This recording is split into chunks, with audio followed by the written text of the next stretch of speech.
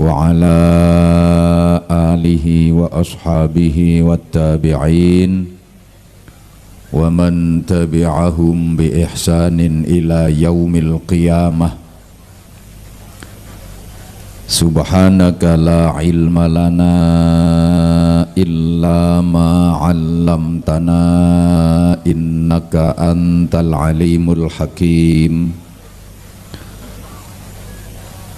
Rabbi shrah li sadri wa yassir li amri wahlul 'uqdatam min lisani yafqahu qawli waj'al li waziran min ahli. Rabbana iftah bainana wa baina qaumina bil haqqi wa anta khairul fatihin. Amma ba'du. Hadratal muhtaramin, para alim, para bapak kiai, ibu nyai, masyayikh, asatid, para sesepuh yang dimuliakan, yang ditaklimkan, Forkompimda Kabupaten Blitar yang berkesempatan hadir, yang kita hormati Pak Dandim beserta jajarannya,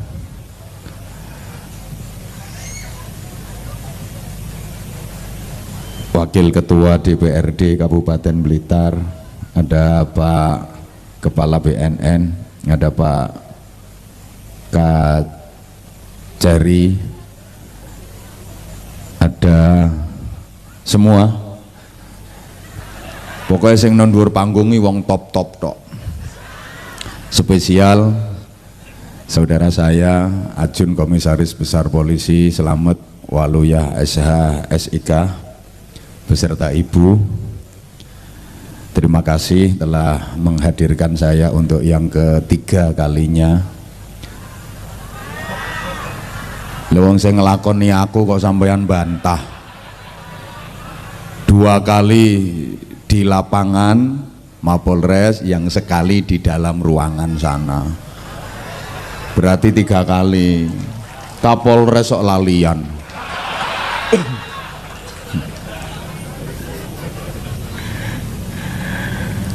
Para kabak, kasat, kapolsek jajaran yang berkesempatan hadir, yang kita hormati, spesial Polwan,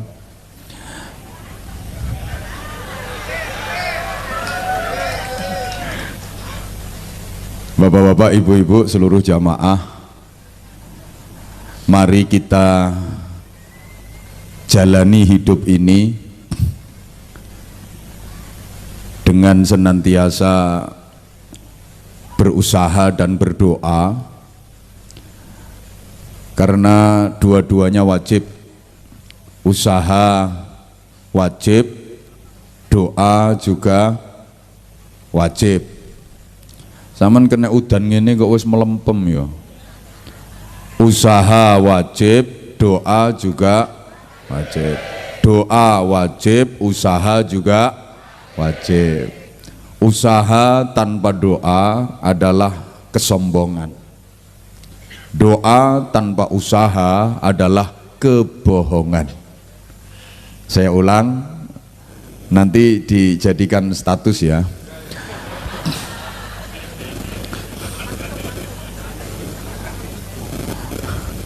Polisi zaman now itu ada masalah dikit aja langsung update status.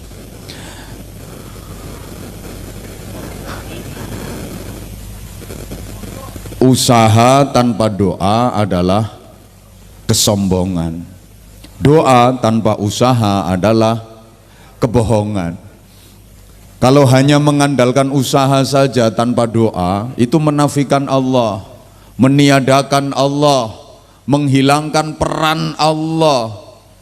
Dia merasa bahwa yang dicapai adalah murni hasil usahanya sendiri. Nggak sadar kalau semua tidak akan terjadi tanpa kehendak Allah. Semua tidak akan terjadi tanpa ketentuan Allah. Betul? Makanya lemek ngandalno usaha gak gelem donga, wong sombong. Wong ngono kuwi padha karo gak mbutuhke Gusti Allah. Doa saja tanpa usaha itu adalah kebohongan. Pengen untuk duit akeh, ndak mau kerja. Pengen dapat duit banyak, ndak mau kerja. Mek ndonga wae. Mek muter tasbih wer wer wer wer sumiyati sumiyati sumiyati wer sulastri sulastri sulastri sulastri. Dikira kalau udah gitu terus duitnya jeblok teko langit runtuk rotok rotok rotok rotok rotok rotok. Mohon maaf, ini berita A1 ya. Di langit tidak ada percetakan duit. Andaikan duit yang sampean dapat itu murni hasil dari doa dan muter tasbih, tentu tanda tangannya bukan gubernur Bank Indonesia, tapi tanda tangannya malaikat. Mari kita jalani hidup ini dengan penuh keikhlasan, dengan penuh ketulusan. Jadilah seperti akar yang gigih mencari air, menembus tanah, menghunjam tanah yang keras, bahkan lah aku ngomong sampean numek dewe-dewe kok. Jadilah seperti akar yang gigih mencari air, menembus tanah, menghunjam tanah yang keras, bahkan membatu demi sebatang pohon. Agar pohon ini bisa bermodot,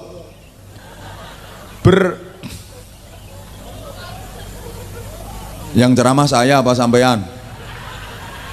Yo manut. Agar pohon ini bisa bermodot,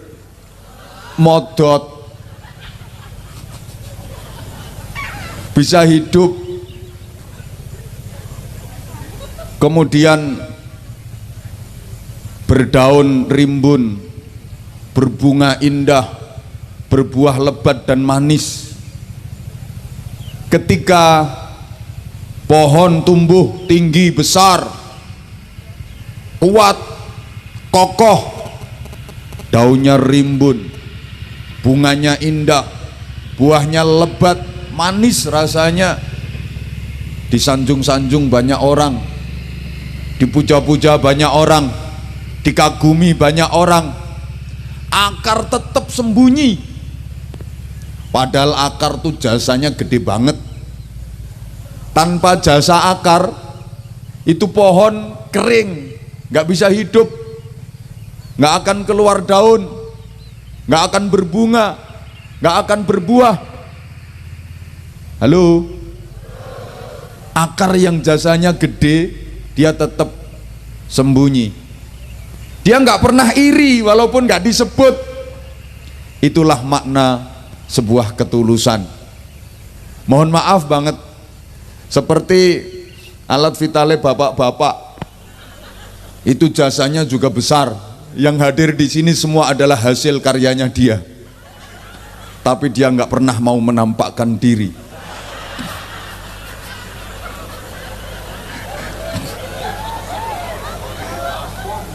Kelihatan dikit aja langsung delesep.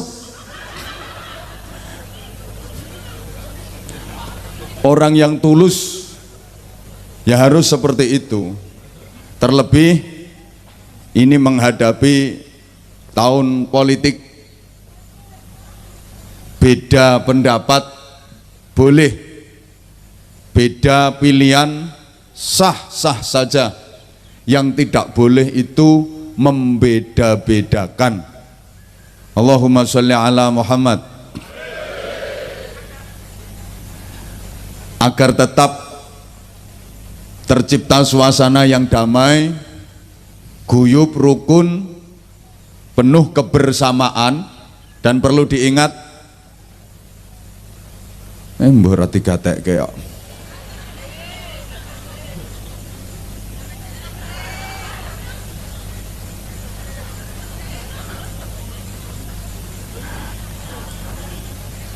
Oh, nyawang nganti ora kedep.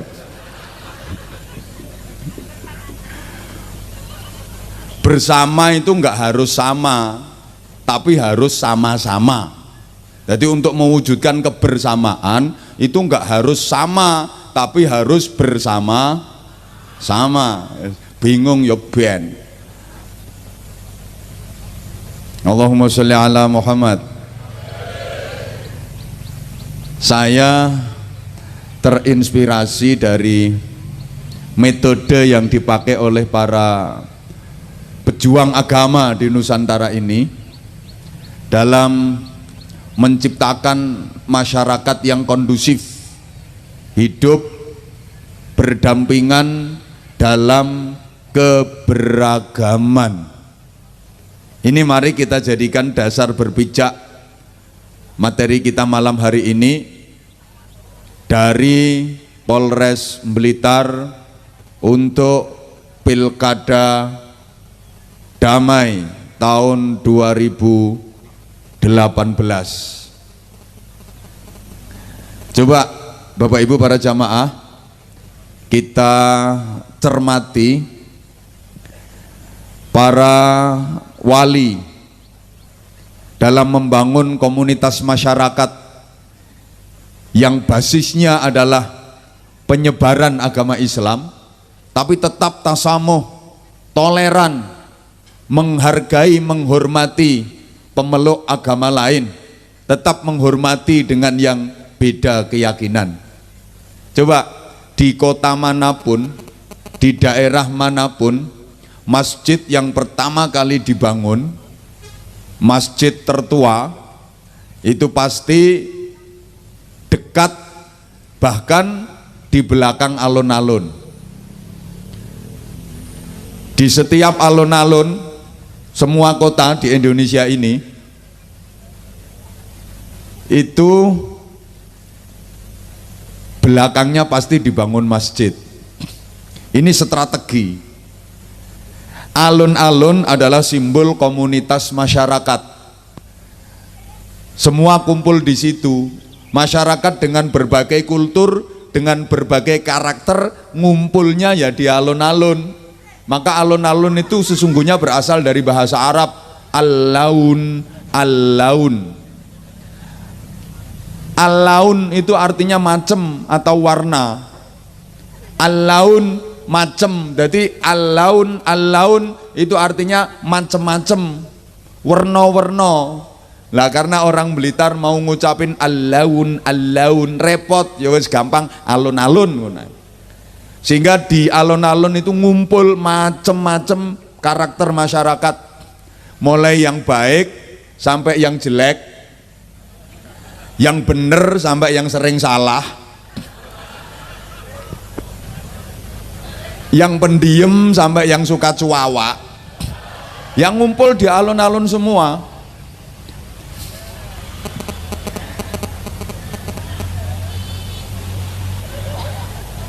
Wes, iki lo maksudnya, ya wes. Jadi alun-alun itu simbol komunitas masyarakat yang macam-macam modelnya, macam-macam bentuknya, bahkan macam-macam kulturnya.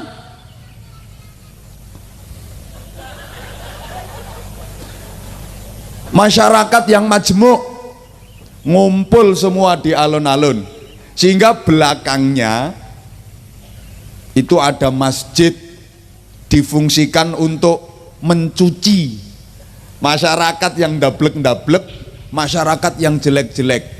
Karena eranya udah beda. Ya kalau dulu zaman Nabi Nuh, yang nakal-nakal, yang jelek-jelek dihabisin semua, banjir, tenggelam dunia ini. Tinggal yang iman, tinggal yang baik-baik ikut naik ke perahunya Nabi Nuh.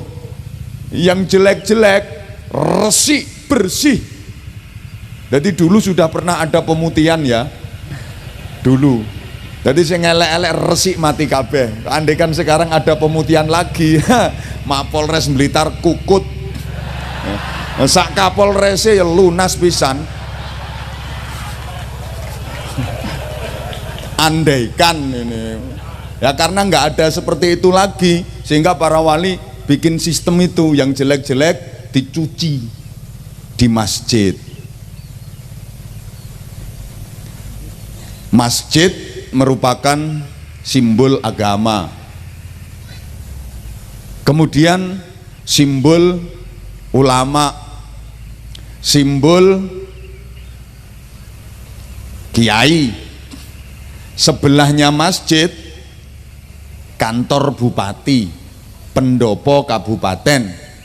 Ini simbol pemerintahan, simbol umarok, simbol pejabat. Pendopo kabupaten jangan jauh-jauh dari masjid. Ini artinya umarok jangan jauh-jauh dari ulama, pejabat jangan jauh-jauh dari kiai. Gak mulai guyu, gak enak ngono. Antara masjid dengan pendopo kabupaten, ulama dengan umarok, kiai dengan pejabat harus sinergi, harus connect. Makanya pejabat itu jangan jauh-jauh dari kiai. Sehingga mohon maaf ya, mohon maaf, kalau di Kabupaten Blitar ini kok sampai ada kiai yang miskin, golek sandang pangan wae kangelan, sing dosa ya pejabat-pejabat ngene iki.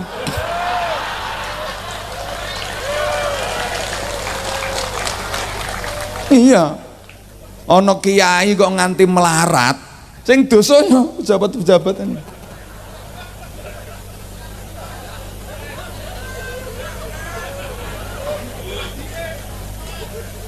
Lo kok sungguh mentala menikmati kekayaan, terus kiainya menderita. Ngapain pejabat-pejabat itu? Misalnya pejabatnya bantah, memang kiainya nggak mau kerja. Lah nek saiki kiai dikongkon ketakraan nyambut gawe kerja, terus yang ngajar agama anak-anakmu siapa? Oi, lah karo kiai suruh kerja ngedos, matun, macul. Mohon maaf ya, kalau kiai-kiai itu disuruh kerja semua demi sesuap nasi, demi mendapatkan duit. Lah terus yang ngajar agama anak-anakmu, yang ngajar agama generasi muda siapa? Mbok ulang dhewe wong sampeyan juga entos ngono. Kon entos piye wong dikai pengajian malah geger rebutan badokan ngono kuwi.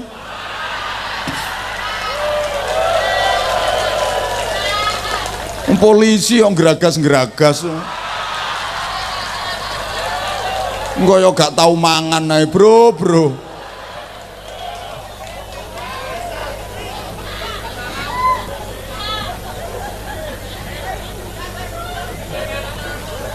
Lah sekarang kan usum Pak, anak diajar ngaji sama ustadz, terus anaknya ndablek sama ustadznya dijewer, orang tuanya lo nuntut, kadang dilaporkan pelanggaran HAM. Ngono ustadz sih tak kandani kok tajak demo.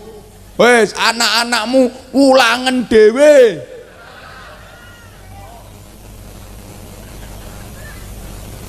Niki malah berita yang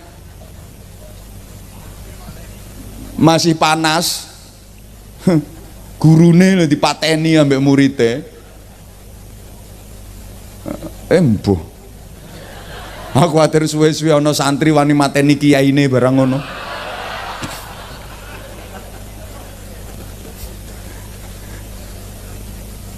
Ya Allah, lagi lek diterus-teruske engko anak buah yang wani ngasaki komandan barang ngono. Wong iki software ra pindah-pindah gasak ae. Ora ngrasakno sing ngisor kepengin nang munggah kok. Ora minggat-minggat. Hati-hati ndan kalau di bawah meja ada garam. Iku ya anak buah jenengan dhewe. Asli kowe. Oh anak buahnya ketok elek di hadapan yo ngene, kadang di belakang yo ngene. Makanya kalau dalam Al-Qur'an anak buah pembantu itu ada dua. Satu namanya Hawariyun. Ini anak buah yang betul-betul setia. Ketika Nabi Isa, wahai saudara-saudara sekalian, siapa di antara kalian yang siap membantu perjuangan saya? Semuanya diem. Podo karo sing seragam-seragam ini loh. Ini mau renovasi masjid, siapa yang mau ikrar bantu sekarang mesti diem kabeh. Nek gak diambil kebijakan potong gaji. Lah wis ngono nyonyor. Mangkane carane ngono ndang. Ana yuran napa yang aja ditawani, potong gaji selesai.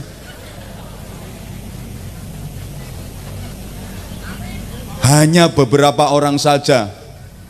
Qalal hawariyun, ketika Nabi Isa menawarkan man ansori ilallah, siapa di antara kalian yang bersedia membantu perjuangan saya di jalan Allah, semua diam, hanya sebagian saja yang qalal hawariyun, hawariyun saja yang bilang nahnu ansarullah, kami siap zahir batin membantu perjuangan Anda di jalan Allah. Liyane yo cep kelekep. Makane lek ana model ngono-ngono ku akeh sing kelekep, aja kaget. Ada pembantu anak buah yang namanya bitonah. Makanya dalam Al-Qur'an ya ayyuhalladzina amanu la tattakhidhu bitonatan min dunikum la ya'lunakum khabala. Sak teruse iku, di depan manis tapi di belakang pahit. Kayaknya madu tapi sesungguhnya racun. Ada yang model kayak gitu, tapi insya Allah lek polisi ya gak wani, yakin gak wani, paling cuma ngono tokno atine, ngarepe ya ngene ya. Kowe meneng wae ora urusane kowe. Iki urusanku karo ngono-ngono kae. Saya ulang, jadi mohon maaf banget ya kalau sampai ada kiai ustadz yang melarat sing dosa pejabat-pejabat ini. Nah, sebaliknya kalau ada pejabat yang zalim sampai korupsi, nakal, ya kiai ini nanggung dosa. Kenapa? Oh kiai kok gak iso nasihati pejabat. Makanya mohon maaf, pejabat kalau lagi dinasihati kiai kayak gini, nggak boleh tersinggung, nggak boleh marah.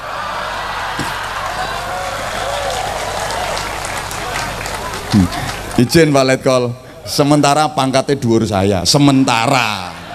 Nanti kalau udah di bawah beda lagi. Dinasihati kayak gini kok tersinggung marah, mutasi Papua.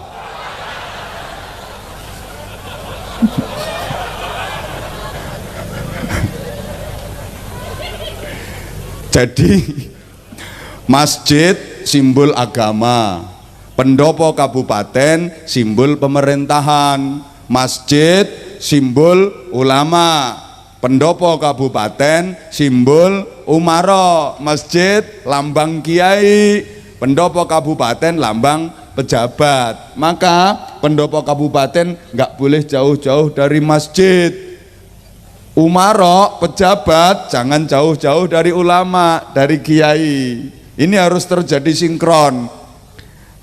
Nah kemudian setelah masjid, pendopo kabupaten ini sinkron berjalan baik, sebelahnya lagi kantor pengadilan.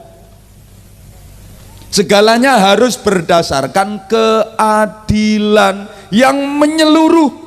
Adil di bidang ekonomi, adil di bidang pendidikan, adil di bidang kesehatan, adil dalam hal kesempatan, adil di bidang hukum. Nah, keadilan bukan hanya untuk umat Islam saja, terhadap umat yang beragama lain pun kita diperintahkan adil. Coba bapak-bapak kalau lagi sholat Jumat itu di akhir khutbah biasanya khotib selalu membaca ini, innallaha ya'murukum an tu'addul amanati ila ahliha wa idha hakamtum bainan nas fahkumu bil adl. Akhirnya ditutup, innallaha ya'murukum bil adli wal ihsan wa ita'idil qurba wa yanha 'anil fahsya'i wal munkari wal baghi ya'idzukum la'allakum tadhakkarun fadhkurullahal 'azima yadhkurkum. Ngoten nggih? Nggih apa wong kowe wayahe khutbah turu ngono.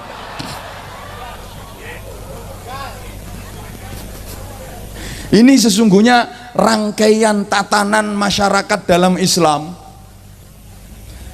Wa idza hakamtum bainan nas fahkumu bil adl. Ketika kamu melaksanakan hukum di antara seluruh manusia, ini redaksinya bukan bainal muslimin, memberi hukum untuk umat Islam saja, enggak, tapi bainan nas, di antara manusia. Berarti kepada orang Islam harus adil, kepada umat Kristen harus adil, kepada umat Hindu harus adil, kepada umat Buddha juga harus adil, kepada yang Konghucu juga harus adil, kepada siapapun harus adil. Loh, Islam itu seperti itu. Dulu itu mbiyen. Lah mbiyen itu dulu itu mbiyen itu ayo edan bareng ayo. Pernah kejadian waktu Khalifah Umar Ibnul Khattab jadi presiden itu, ada seorang gubernur Mesir namanya Ammar bin Yasir. Ammar bin Yasir ini bangun masjid, dan masjid itu sesungguhnya dibangun di tanah yang nyerobot tanahnya orang Yahudi. Tanahnya orang Yahudi diserobot oleh pejabat itu, dibangun masjid di situ.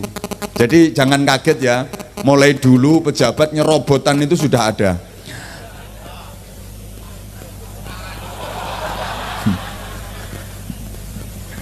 Akhirnya ini si Yahudi lapor ke presiden, lapor ke Umar bin Khattab, Pak Presiden, saya punya tanah, ini dirampas, diserobot sama gubernur, dipakai bangun masjid. Akhirnya Sayyidina Umar langsung kirim surat ke gubernur tadi, gubernur Mesir, kembalikan tanah orang Yahudi ini, bongkar itu masjid, bangun lagi masjid di tempat yang lain. Sayyidina Umar kirim surat ini sambil disertai dengan tulang, yang ditulang itu digaris pakai pedang, seret ngono tok. Jadi balung, kalau nggak ngerti tulang itu balung, tulang itu sama Sayyidina Umar digaris lurus pakai pedang, seret, kasihkan ini ke gubernurmu. Begitu membaca surat itu, gubernur gemeter, apalagi melihat tulang yang digaris pakai pedang, seret. Maknanya apa? Kamu lurus, kamu jangan zalim. Jadi pejabat harus lurus kayak ini. Kalau nggak bisa lurus, ya pedangku yang akan meluruskan kamu. Ngono model.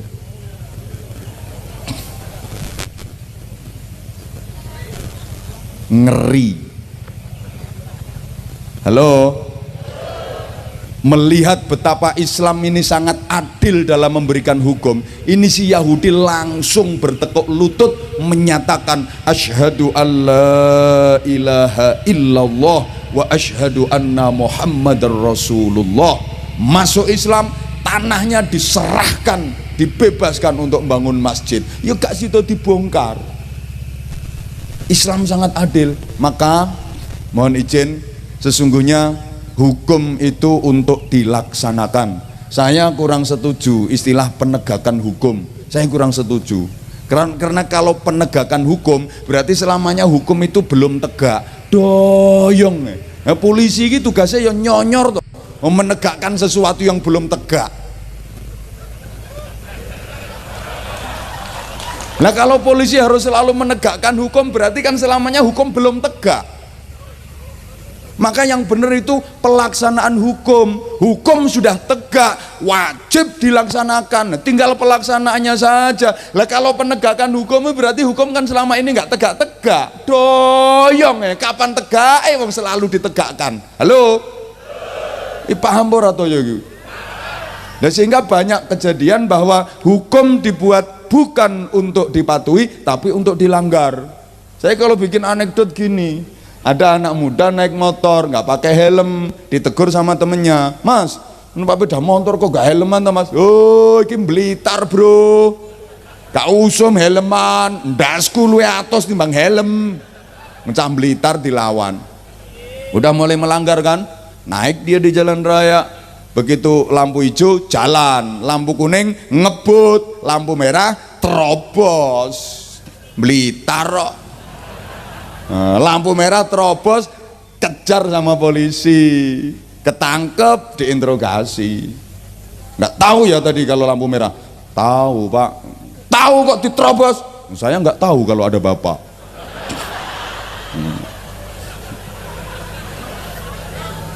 Coba tahu ada bapak ya saya nggak terobos, Pak.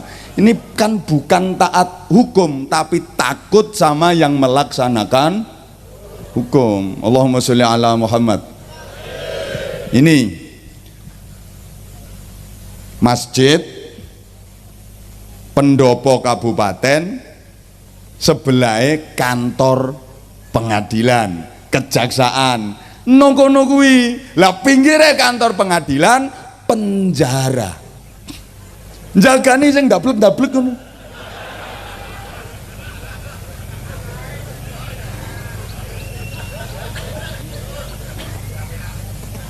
Rapenak yo biene. Iki HP-ne sopo to iki? Mesti ana HP sing gak di silent iki. Aku ora nggawa kok.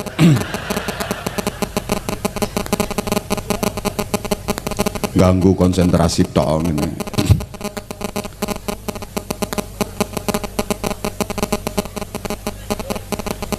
Cuma sekarang perhatikan, di setiap kota, kabupaten, tatanan bangunannya mesti seperti itu. Itu pelajaran yang sungguh berharga. Walaupun akhir-akhir ini penjara sudah banyak yang dijual oleh kepala daerah masing-masing. Penjara akeh-akeh sing didol. Mbuh kok ngono. Sehingga di masyarakat Jawa itu ada jargon yang luar biasa. Toto, titi, tentrem, kerto. Kok Kertosono iso? Polisi ganteng-ganteng oon. Kerto Raharjo, Kertosono.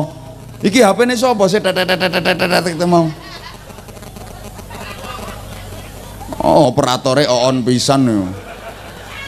Toto, titi, tentrem, kerto, Raharjo.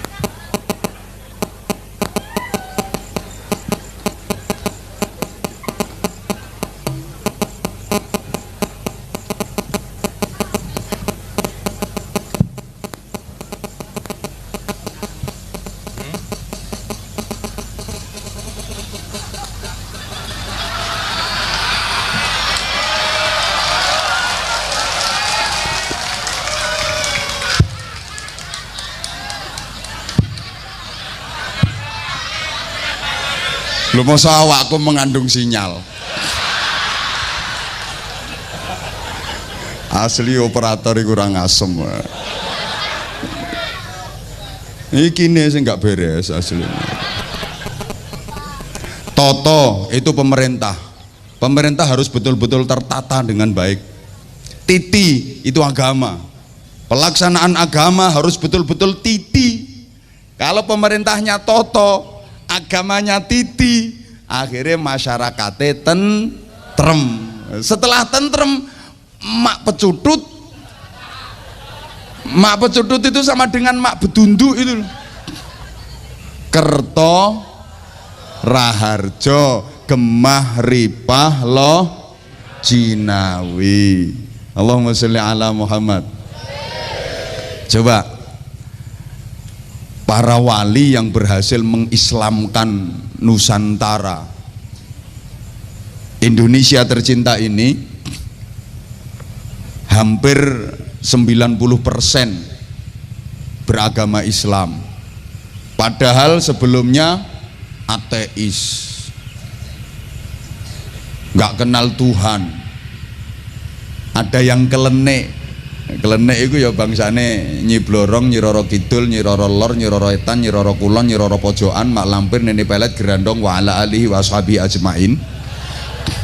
Lo kok bisa Malik Grembyang hampir 90% beragama Islam? Nah, karena metodenya yang sip. Jadi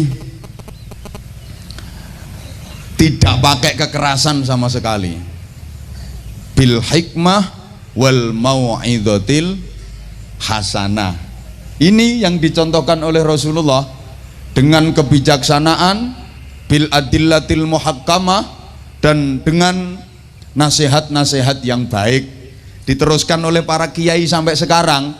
Makanya rata-rata kiai itu tamune banyak, tamune akeh. Kenapa? Tempatnya hikmah, tempatnya nasihat. Banyak yang minta hikmah, banyak yang minta nasihat. Nah, kalau ada kiai kok tamunya nggak begitu banyak, berarti ya belum begitu kiai, urung patek sean. Kalau kiai bener itu pasti banyak yang minta hikmah, banyak yang minta nasihat. Wong tempatnya itu, wong roto-roto kiai iki yang nggo sambat-sambatan. Memang iya banyak yang sambat. Orang itu kadang usahanya macet ya sambat kiai, anak rewel ya sambat kiai, bojo rewel ya sambat, bojone purik ya sambat, bojone meteng ya sambat. Dal kiai ini gak melu urun loh. Utang gak lunas-lunas ya sambat. Padha musim pilkada ngene iki ya akeh sing sambat. Kiai iki fungsine nggo sambat-sambatan. Saya saja jarang di rumah, kalau lagi di rumah ya ada aja tamu. Ya kalau tamu urusan jadwal ya urusannya tim penjadwalan, saya ndak ikut-ikut. Tapi kan ada juga yang minta doa ini, minta ini, minta ini, minta ini. Ada ibu-ibu itu minta, Pak Kiai minta tolong apa, doakan suami saya. Kenapa? Udah 2 minggu belum pulang. Oh, baru ditinggal 2 minggu ngosek-ngosek. Padahal saya sendiri yang dimintai doa kayak gitu baru saja pulang dari Sumatera itu 3 minggu. Bojoku yo gak nyapo-nyapo, biasa, berarti saya kuat bojoku. Saya gitu, tapi mau minta doa, yo tak layani, jenenge njaluk donga yo tak turuti, wis kadung nggawa gula. Ya gak dituruti lah balik gulane. Turuti ae, mandi gak urusan Gusti Allah, yang penting kan entuk gula. Lah terus karepe jenengan pripun Bu? Nggih tolong bojo kula niku jenengan puter giling. Nah, dipikir aku iki seleb ya paling. Ya wis tak ladeni ae ngono kuwi. Ya ana polisi pengen cepet promosi jabatan iki wakeh maro nyang omah ngono kuwi. Wakeh ngono kuwi. Njaluk donga ya didongakno.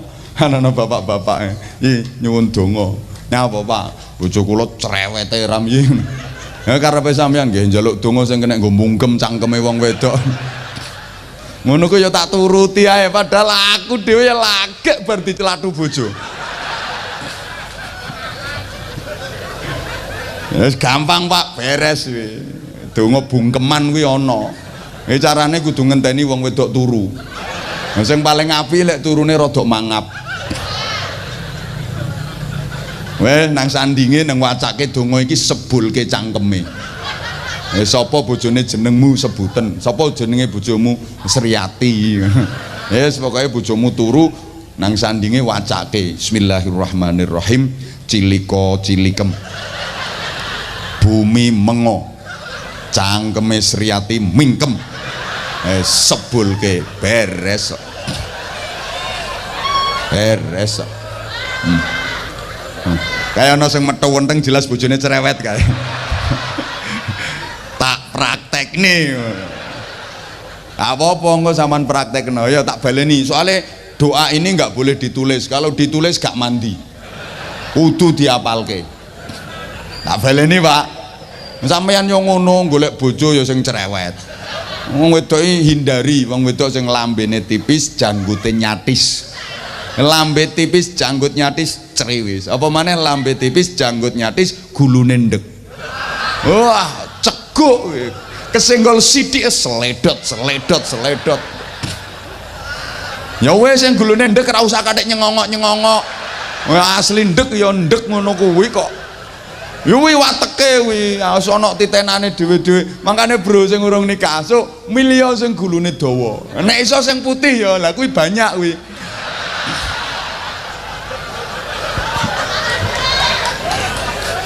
pokoknya entenono ya ora melu nyangoni umek kae entenono lek bojomu turu sing apik lek turune rontok mangap terus nang sandinge wacake cilikem bumi mengo cangkeme sapa jenenge bojomu mingkem sebulke beres ibu-ibu siap-siap nggih terutama sing rumangsa cerewet-cerewet soalnya bojomu wis duwe rencana iki bojomu ini wong